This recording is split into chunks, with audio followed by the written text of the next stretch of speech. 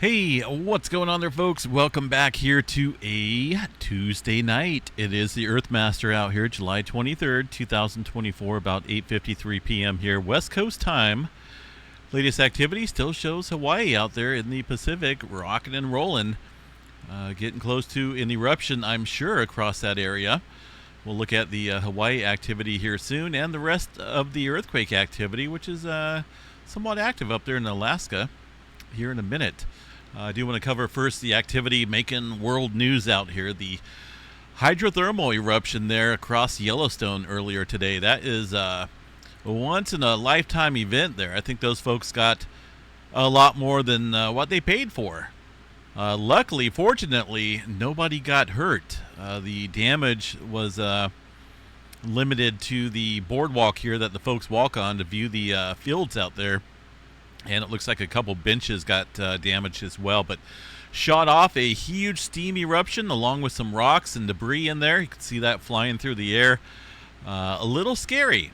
Those folks, like I said, they were running for their lives when they seen this happen here. All of us have a camera or phone.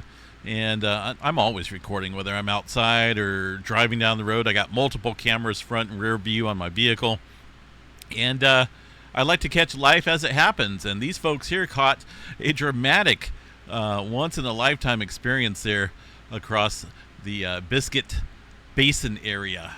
Now, I pulled that up here on the Google Earth map here. This is a view. Let me show you guys where Lake Yellowstone is, right here, Lake Yellowstone. Yellowstone caldera sits roughly within this area here, a pretty wide caldera.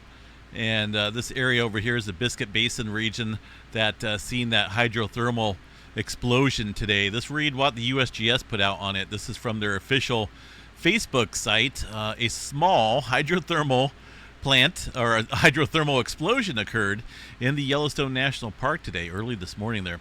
And it was recorded, obviously, by these frightened visitors. The boardwalk was damaged, but no injuries. That's good, luckily. It originated there in the Black Diamond Pool. Now, I don't remember when I was up there in Yellowstone, if I checked that area out or not. I may have. It's been a couple years, but, that doesn't happen all that often. It's not very common, but it does happen. In fact, there was a similar explosion to that, of which happened today, occurred in the Biscuit Basin back in 2019. I know a lot of folks are throwing out the fear-mongering card, stating that this has never happened before in the history of the park. It's just people want to believe that, so be it. But there has been some similar type explosions there around this area and other areas throughout the Yellowstone National Park area. Back in 1989 as well, in the Pork Chop Geyser area, Norris Geyser Basin seen a similar explosion back in 1989. So things can happen when you get a lot of built up steam and moisture down there.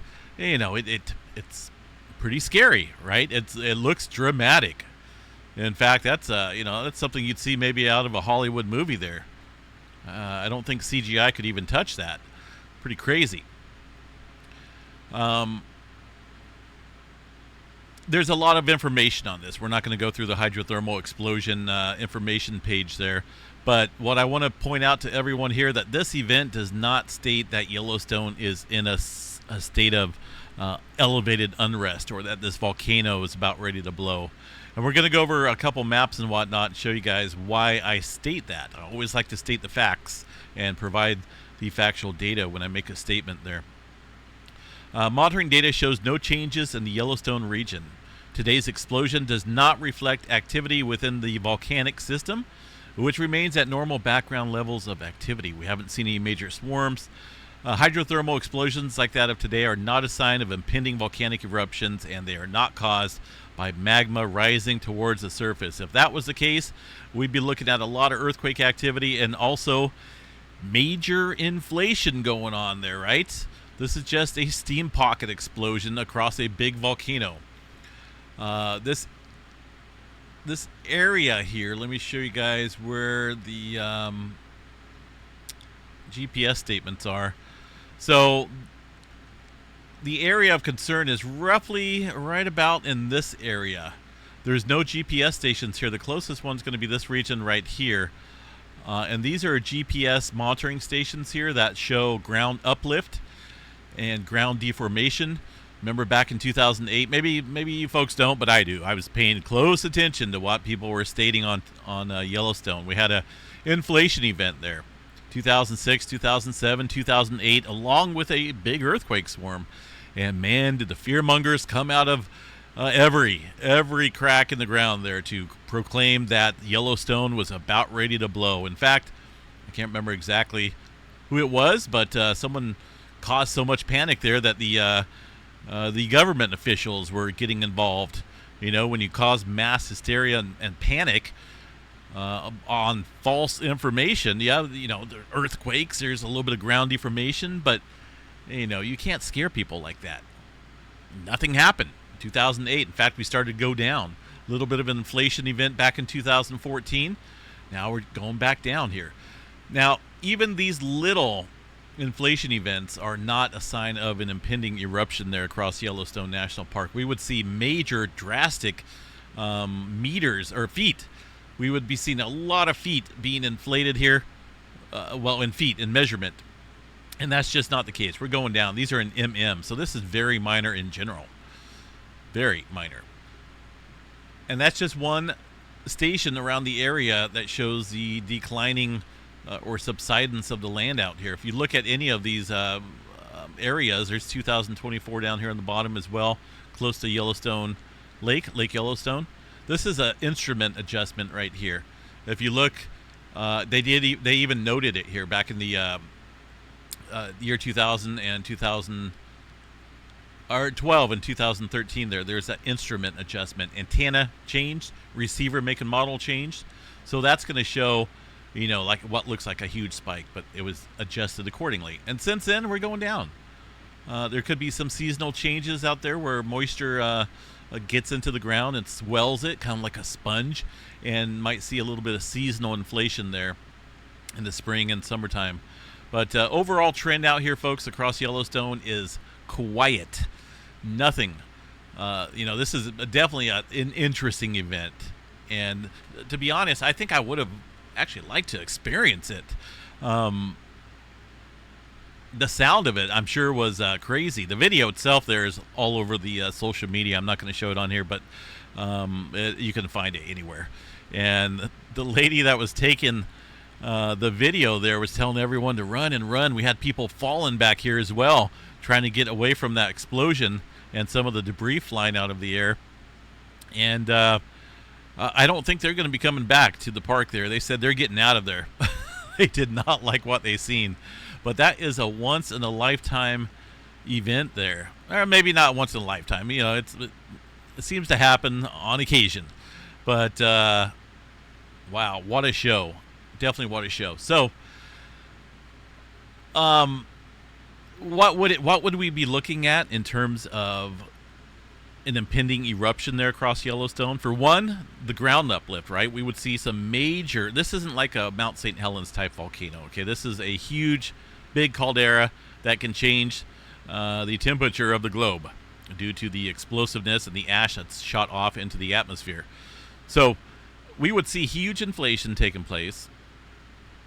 Feet, along with large earthquake activity, major changes there across all the geothermal situations there with the geysers and whatnot. We would probably see geysers blasting off everywhere, but that's not happening. This one hydrothermal steam explosion there is not, it happens.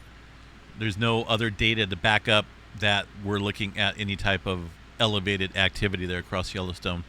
So there's Lassen Peak here in terms of magma, comparison of eruption volumes, dense rock equivalent here.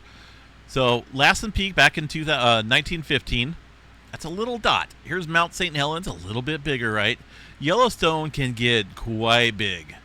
Long Valley supervolcano there in Southern California as well. Here's one of the more recent eruptions there. Yellowstone Lava Creek area. Yellowstone Huckleberry Ridge. That was longer ago, 2.1 million years ago. This one here was 640,000 years ago. The Tobo eruption, obviously, that's one of the most powerful eruptions there on the planet. But in comparison, to our normal volcanic eruptions there, Mount St. Helens and Lassen Peak and Mount Etna, Yellowstone can blow these little ones out of the water. But there would be signs, folks. There would be a lot of changes, so to speak. It does sit over a hot spot here. Let me see if I can show you guys the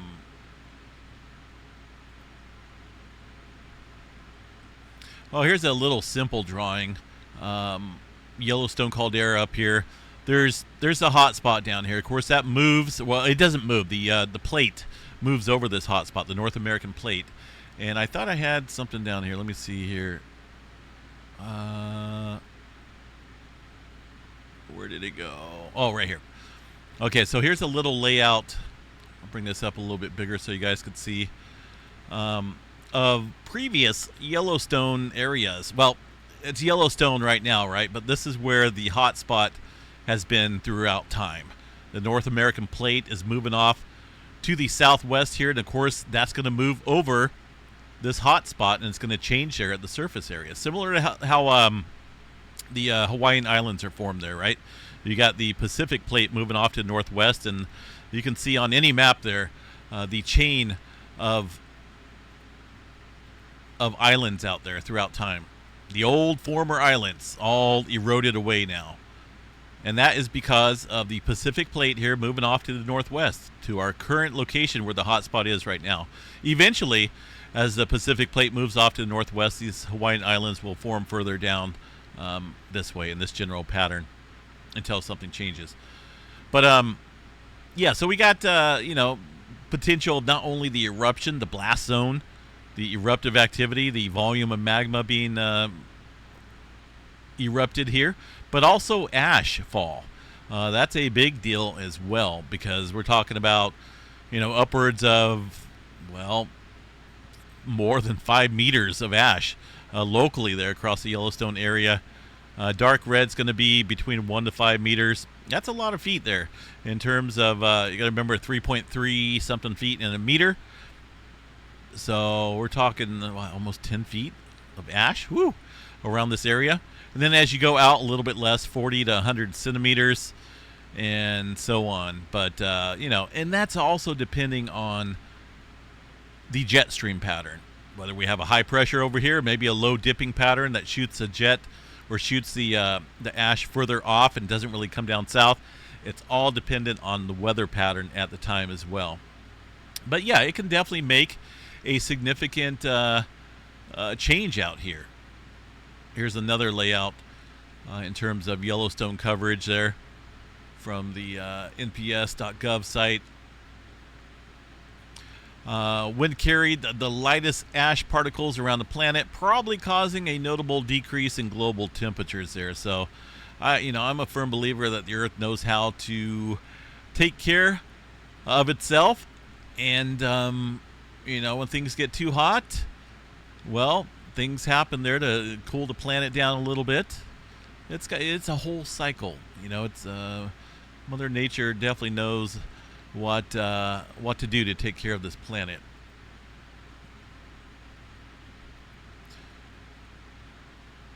But yeah, it would definitely be a big deal. There's another map I was going to show you guys. Yeah, I may have lost it, but anyway, we're here at our current state where the Yellowstone caldera is in northwest Wyoming. I've seen a lot of people saying, yeah, there was a explosion there at Yellowstone, Montana.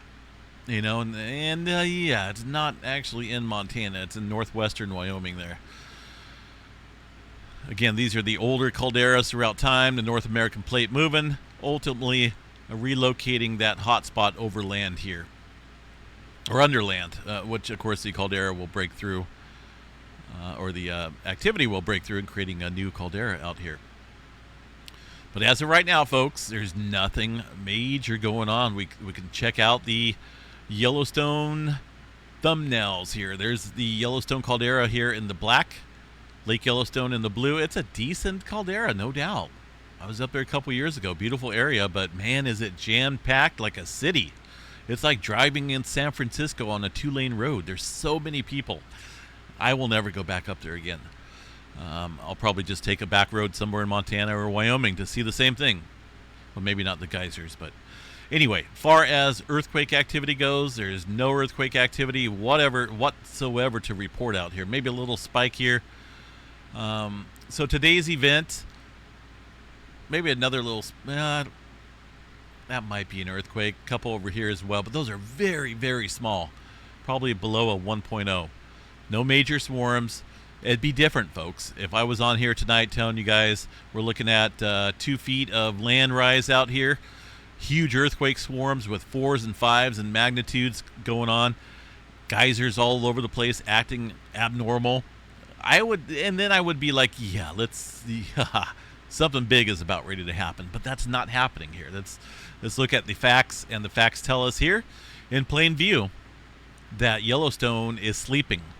Today's event just happens to be a steam event there, and they state it. They state exactly what happened. There's a little review right here, a recap. So a little before 10 a.m., there was an explosion of steam, hot water, and rocks, a hydrothermal explosion near the Black Diamond Pool. It's a 118-foot-long hot spring in the Biscuit Basin in Yellowstone National Park. In Yellowstone, hydrothermal explosions are violent and dramatic events that can occur with little to no warning. They occur in shallow reservoirs of fluids are at or near the boiling point. The fluids can flash to steam if the pressure suddenly drops, hurling boiling water, steam, mud, and rock fragments into the air. They are not volcanic eruptions. In fact, the deeper magmatic system appears to be unaffected by these spectacular explosions within the hydrothermal system. That's what we've seen today. All that water below the ground. Yes, there's heat below, but nothing of any major change. Nothing of worry anyway. Small hydrothermal explosions happen almost annually in Yellowstone National Park, like a small crater in Norris Geyser Basin that formed during a minor hydrothermal explosion back in 2024. There's that 1989 event, the Pork Chop Geyser in Norris Geyser Basin. The remains of that explosion are actually still visible as jumbled chunks of rock 15 foot across Pork Chop's central spring there. Back in 1880s, 1890s, there were some more hydrothermal explosions and geyser eruptions as well. Hurled rocks, large rocks, as far as 50 feet away. The largest hydrothermal explosion crater documented in the world is along the north edge of Yellowstone Lake. In an embayment known as Mary Bay, this 1.5-mile diameter crater formed about 13,000 years ago and have had separate explosions in a short time interval. So, there's some of the remnants of it. Fortunately, where it exploded, the boardwalk here was a distance away from it. Had it been a little bit closer, I think we'd be looking at people getting burned or hit with the debris out there. There's an overview of it. Pretty fairly dynamic out here. A new area. They got their work in store to fix this area right here. Had this been the boardwalk going a little bit further closer to this region, then we'd be talking about injuries. But fortunately, there was a few people back over here, some over on this side. These poor people, were running for their life down the trail here while this thing was going off, but they had to walk right back through it to get out and away from this area back into the parking lot area. But that's quite incredible, quite crazy. And it does look like, what do we got here? How about watching a rerun? Here is a link to a video. Mike Polin talking about the 1989 hydrothermal explosion there at Pork Chop. There's Mike. Maybe I'll watch that a little bit later. But this is on their Facebook social media site. They got Twitter as well. They may have even posted some there on YouTube. But anyway, folks, I'm telling you, there's absolutely nothing major going on there at Yellowstone National Park. No earthquake activity, no elevated swarms, no major inflation, and that is the facts. One day, that will not be the case. But for now, let's all sleep tight. Another volcano out here, hot spot, Big Island of Hawaii. Still getting a lot of earthquake activity out here. Goodness, situated right at the Upper East Rift Zone, confined to this general area. We're talking about hundreds of earthquakes popping off out here. Let's go ahead and check out the latest. Let me go over here to the USGS map and check that out. Make sure I got the bells off because I would hate to redo that. Kilauea Volcano, looks like it's, did they pop it back down to yellow or did they just forget to change it? They did, they popped it back down to yellow. All right, I think that's a little quick. It was orange last night and this morning during the update, and then they changed it back over. So, as of right now, the volcano's not erupting. They did talk about the earthquake activity. The rates of earthquake increased significantly there in the past 24 hours. It looks like we're coming up on about 300, at least as of this morning there, 357 earthquakes there in the last 24 hours in the Upper East Rift Zone. So I guarantee you there's a lot more than that from what we've seen there today. Turn my phone off there because I always keep forgetting to turn it off, put it on silent. I'm really surprised they put this down back to a yellow and advisory. With this rate of earthquake activity, I would expect them to keep it up in terms of monitoring, far as an orange and watch level. Let's go over and check out, see what's going on here with some of the graphs. Deformation data here across the area has been quite elevated, although it took a downturn, nosedive right here in the last few hours. Look at that. You guys see that? Whoop. Wow, something major happened there. That's quite a displacement. Now, let's see here. That's the the Kilauea Summit and the East Rift Zone. Is it possible we're looking at maybe a magma intrusion off the area? Let's see what we got. Earlier today, we did see a tilt meter here show some elevated movement upwards here.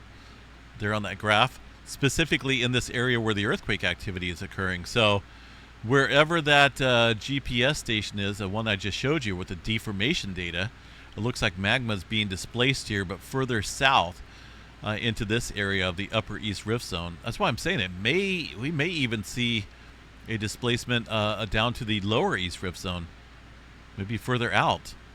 All I know is the hill and the slumps down here, and that, that's a little worrisome as well, because you could talk about a huge landslide that could take place out here. Let me check out the GPS out here. Ooh, that's 10 years, 2 years. Yeah, going up. That's going up there as well. Goodness, got a lot of swelling going on underneath this area of Hawaii right now. Let's check further down south here. Not so much on that one. Of course, a lot of displacement going on with the west-east movement there in this area.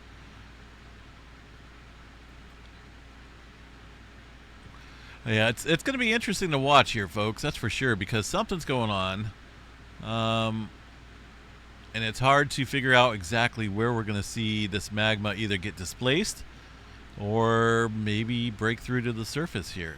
I'm leaning towards a eruption there, right around where this earthquake activity is occurring, and right now there's not a whole lot there. It looks a little foggy out there.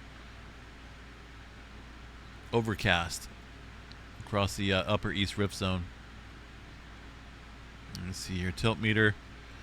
This area has gone up as well. So, but that's a little weird seeing that deformation data go down, way down. That's a significant drop. So magma has moved, and I think where it moved is in its current, in the current location where we're seeing all the earthquake activity take place here now, right in this area right here.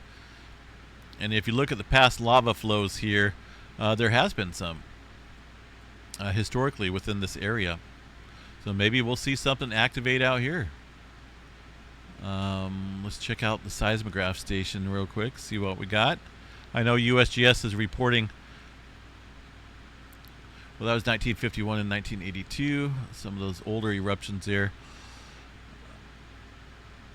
All right, so I'm going to use the 48-hour map here and show you guys. Yesterday, late afternoon, we'd seen that huge event of earthquake activity right there. Hundreds of earthquakes. It slowed down a little bit late evening, and then it kicked back up again early, super early this morning, and that's when they added the orange and watch level. And then shortly after that, it didn't, I mean, it let up a little bit, but man, look at that. There's still a lot of earthquake activity. But they lowered the orange and watch back down to a yellow and advisory there because it's not as consistent as these two previous events there. That was a pretty good one. That's just like consistent magma movement, a lot of earthquake activity. And I did not mean to do that. And I don't think we're done here. Look at the past 12 hours. The 12-hour map does not cover the event that took place at 3 o'clock local time. This goes to about 5 o'clock local time there on the Big Island, so it would be previous to this. But this just goes to show you how much earthquake activity has taken place since 5 o'clock this morning, since that big event there at 3 in the morning. That's still a lot of hundreds of earthquakes. Hundreds of earthquakes, fracturing going on here. So me, if I was in charge over there, I would have kept this at a orange and watch level. The earthquake activity never went away. It never diminished. Showing 200 earthquakes here in the last 24 hours, but I guarantee you there's a lot more than that happening specifically in this area. So we'll watch this pretty closely because I have a feeling we're going to see this break through here pretty soon. A little bit of decline in the inflation there at the summit level tells me that the magma is on the move, and it looks like it's on the move further south here in this area. So we'll watch this pretty closely, folks. We'll see what happens overnight. Yeah, figures. The Hot Caves Hawaii station, the one that I keep an eye on here for the live stream, is offline, surprisingly. A couple of these are, so I'm sure they'll come back. I don't know if they're just doing maintenance or what. But, yeah, that's a bummer.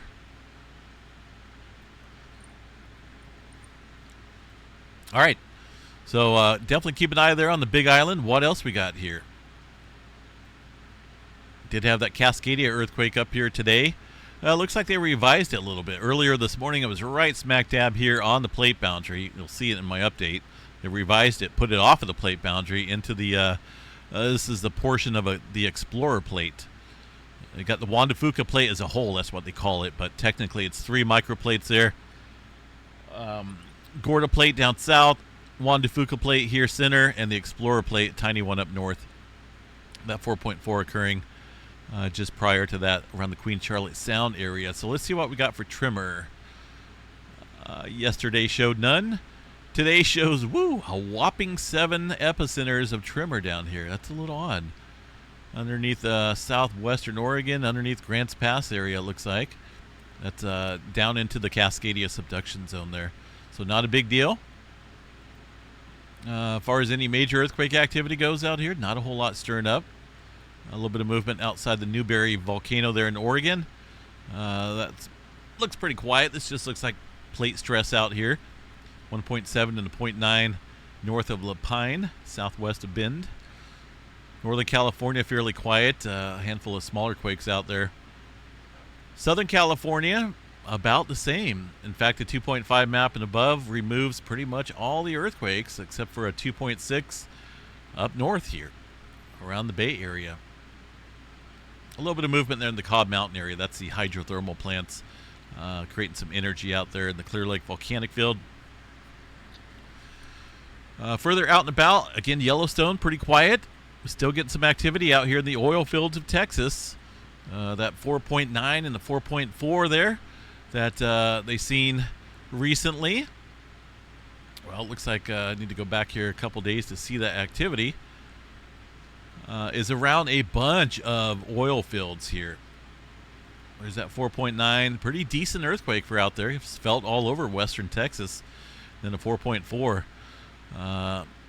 May not seem like anything here on this map, so you have to go to the satellite view to see the oil pumping operations out here. Look at these wastewater disposal ponds right in the vicinity of these earthquakes that struck here yesterday and today. For example, if you take this 4.9, we're going to put that into Google Earth here real quick, and it might be a little bit more updated here on this side. Let's back out of here, paste. Let's go search here and see. We'll go down from Wyoming to beautiful western Texas out here, where that 4.9 struck. So we got a bunch of oil pumping operations out there. See those holding tanks? So disposable pond, wastewater pond. Another one down here. You know, that's pretty visible, very obvious that we got a whole bunch of oil fields out here, and they, earthquakes occur in these oil fields. It's been proven that they are the cause of it. All right, let's back out of here, though. Go to a different area. Pecos, Texas, still seeing a whole bunch of earthquake activity out in that area as well. Bunch of oil fields. New Madrid seismic zone. Nothing going on out here for now. Eastern portion of the country, pretty quiet. Taking a look at the world view out here. See what we got for the globe here. China's getting rocked out here a little bit. 5.2 out in that region. Getting some deeper activity here into the Indonesia Islands area. Look at that 5-pointer stirring up. I believe it's going to be this quake right here. The latest one in this area, 525 kilometers deep. Goodness. And remember, these deeper quakes here do trigger some stress up there across the surface levels. But, man, that's a pretty deep one in that area. New Zealand, 3.0. North Island area, it looks like.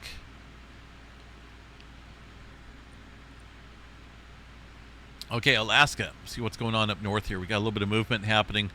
Northern Alaska, which we don't see too often up there, 4.1. And I think there's a couple other earthquakes in there as well. 4.7, 2.3, all happening up there. Northern Alaska, close to the Brooks Range. Further down south here through the rest of the region, I've got a handful of earthquakes here across the subduction zone area as well. It's a 4.0, another 4.7 here. I'm just kind of wondering why that stress is way up north like that.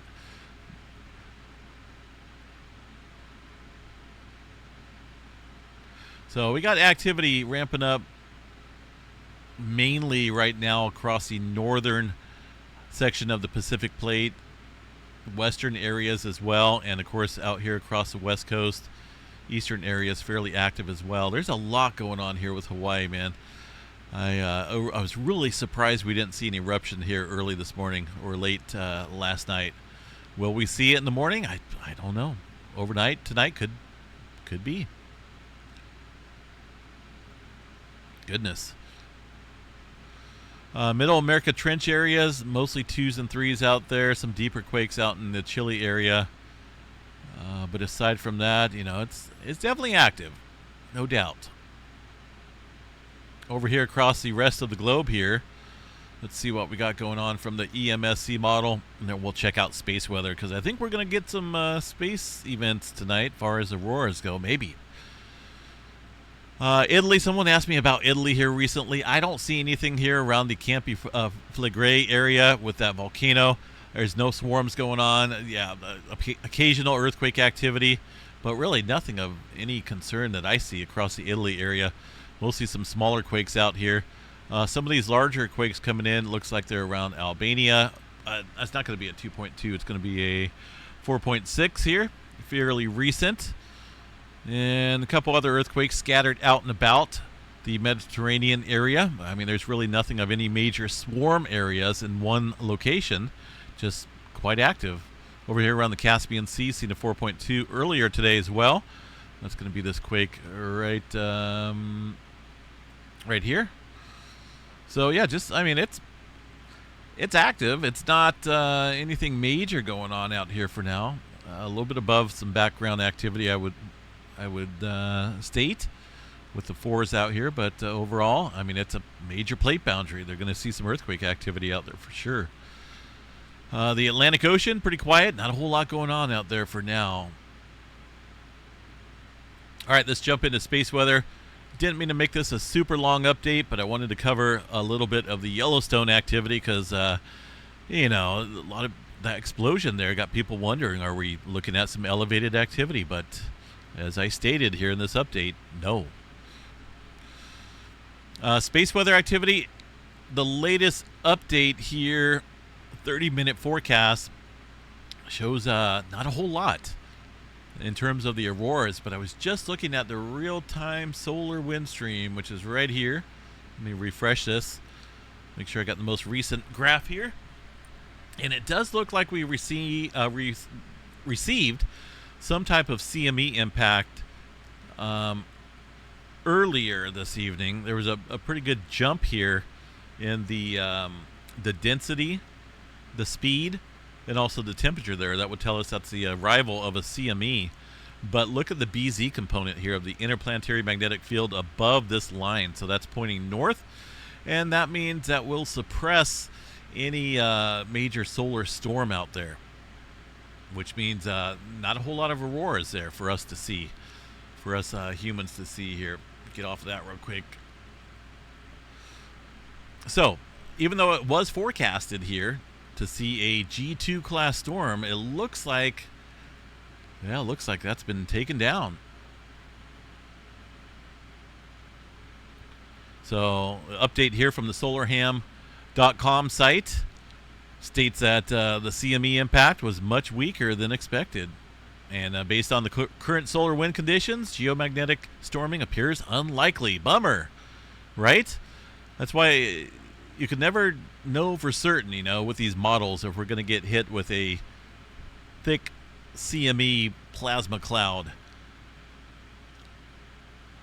So it looks like that has missed us, unfortunately. And for now, I think we're going to be entering into a little bit of quiet period. We did see a M flare earlier this morning. Right there is like a M2.4, it looks like. A couple C flares since then, but really nothing of any major space weather events for now. I know a lot of people were looking for that G2 class storm. Unfortunately, that did not happen. So let's look at what we do have here, and that's a lot of unorganized sunspots. Really not a whole lot to look forward to here on the Earth-facing side of the sun. So let's go check out the far side of the sun, see what's going on here with the far side watch. 3733, that's former sunspot 3733, is approaching the eastern limb. It probably is now. I think that's what we're seeing out there, where we've seen some C-flare activity recently. So we'll watch this here in the coming days, see what that looks like in terms of complexity. A couple other former sunspots getting ready to come around the bend as well.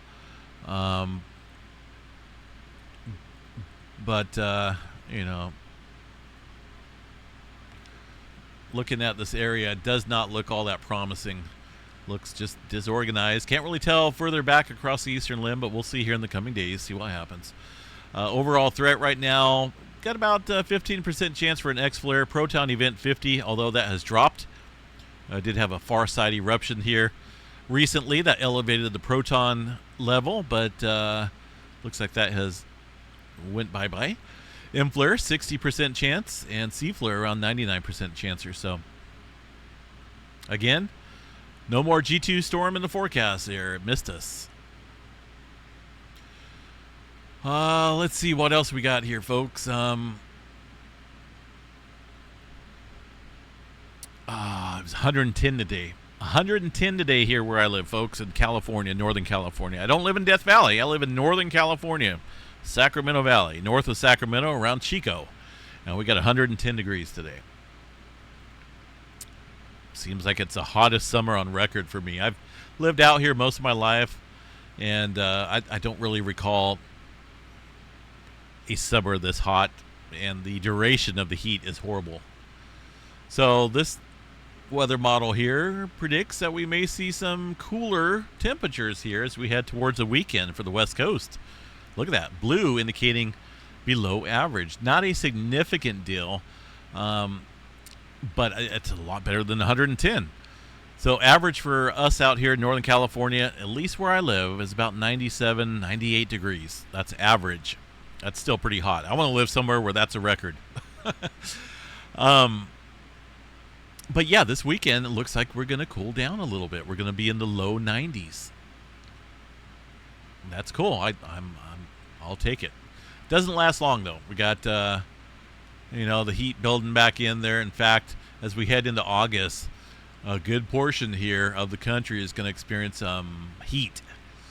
Massive heat out here. Looks like a massive heat dome for the first week of August.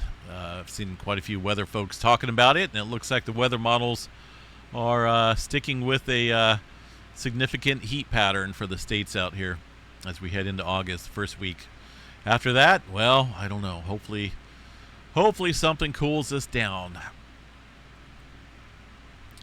All right, folks, I'm going to jump off here. I will continue to keep an eye on the Hawaii activity. If it does pop off, I'll jump on, do an update.